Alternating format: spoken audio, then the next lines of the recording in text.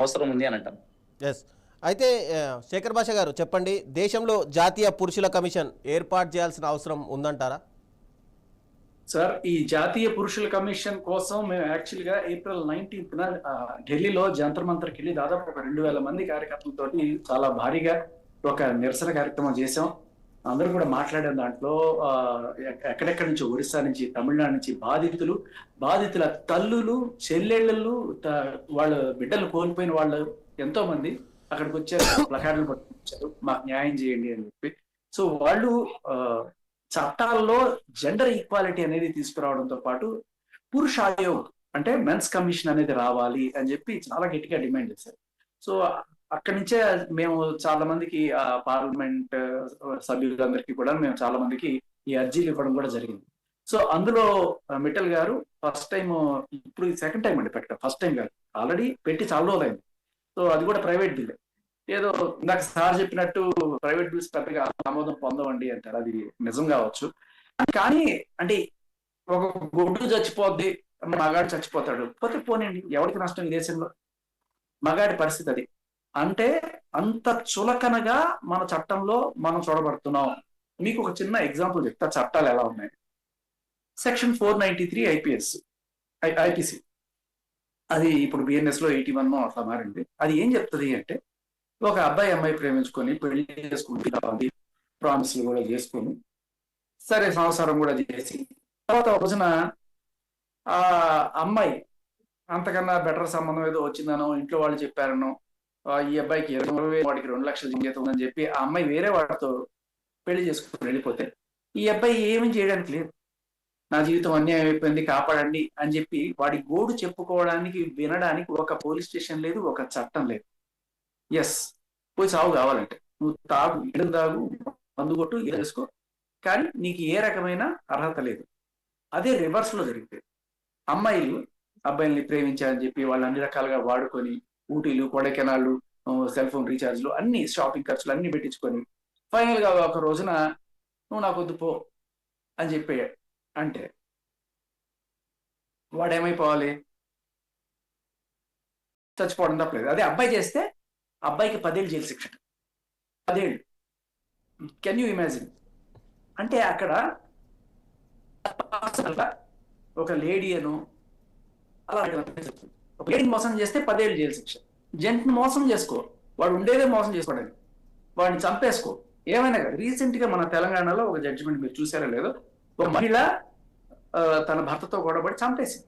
అతను చంపేస్తే కింద కోర్టు 5 ఏళ్ళు ఎంతో శిక్ష వేస్తే పై కోర్టు అది కొట్టేసి 500 రూపాయలు జరిమానా వేసి వదిలేసింది. ఇదే మగవాడు చేస్తే శిక్షలు ఎలా ఉంటున్నాయో మనందరికీ తెలుసు. సో దీనికి తోడిక అలిమోనియన్ అంటే భరణాలు సంబంధించి ఎంత దారుణంగా వాటిని ఎక్స్టార్షన్స్ లాగా వాడుకునే చట్టాలు, వాటిని సొమ్ము చేసుకునే పోలీసులు కావచ్చు, ఇంకా సిస్టమ్ కావచ్చు, మగాడిని అలా పట్టుకుని పీడించే జలగల్లాగా తయారయ్యారు. అతుల్ సుభాష్ చచ్చిపోయాడు, ఇన్ని పేజీల నోట్స్ రాసి, ఏమన్నా అయిందా? కనీసం వాళ్ళ ఆవిడని ఏమన్నా కనీసం ఎంట్రీకైనా పిలిచారా? ఇప్పటిదాకా లేదు. ఇలా సార్ ఇందాక చెప్పినట్టు లండన్లో, ఇండియాలో ఆత్మహత్యలు చేసుకొని చచ్చిపోతున్న మగాళ్ళ సంఖ్య ఎక్కువ. ఆత్మహత్యలు అటెంప్ట్ చేసే ఆడవాళ్ళు ఉండొచ్చు కాక కానీ ఆత్మహత్యలు చేసుకొని చచ్చిపోతున్న మగవాళ్ళు చాలా మంది ఉన్నారు. అలార్మింగ్ సిచ్యువేషన్ ఇది. అంటే ఇక్కడ మనం మహిళల్ని తప్పుపడడానికి ఇదే అవకాశం మగవాళ్ళకి కూడా దొరికితే, దీన్ని ఈ చట్టాలు మిస్యూజ్ చేసుకునే మగవాళ్ళు కూడా లేకపోలేదు.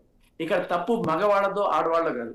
ఒక చట్టంలో మనకి అడ్వాంటేజ్ ఉంది అంటే దాన్ని తీసుకొని, దాన్ని మిస్యూజ్ చేసుకొని ఏదో రకంగా డబ్బు చేసుకున్నాం అనుకునే దళితులు ఆడలోను మగలోనూ ఉంటారు. కానీ మనం చేయాల్సింది ఏంటి? చట్టాలని ఫుల్ ప్రూఫ్ గా చేసుకోవాలి.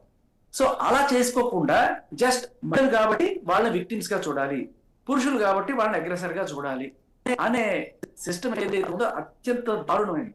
దానికి కళ్ళ ముందు కనబడుతున్న సాక్ష్యాలు ఇవాళ రోజుకి కనీసం 2-3 న్యూస్లు వస్తున్నాయి. పెళ్ళం చంపేసింది, నుంచి తోసి చంపేసింది, డ్రమ్ములో కుక్కి చంపేసింది, కుక్కర్లో పెట్టి చంపేసి బాత్రూమ్ టైల్స్ కింద వేసి పడేసింది.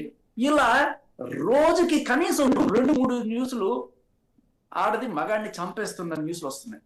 సో అంటే మేము అన్నిట్లోనూ పోటీ పడతాం, అన్ని రంగాల్లోనూ పోటీ పడతాం, ఇప్పుడు మర్డర్ రేట్ కూడా పోటీ పడుతున్నాం.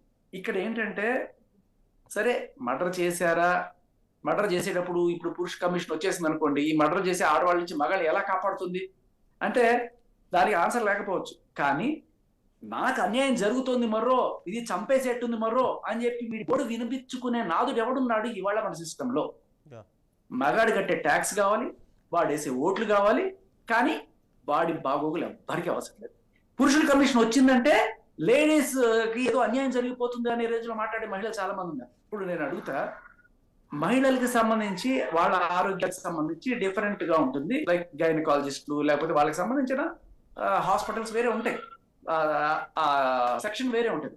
అలాగే మగవాళ్ళకి సంబంధించిన ప్రాస్టేట్ టెస్టోస్టెరాన్ కి సంబంధించి వాడి కష్టాలు వాడికి ఉంటాయి, వాడికి సంబంధించిన హెల్త్ వింగ్ వాడికి ఉంటుంది.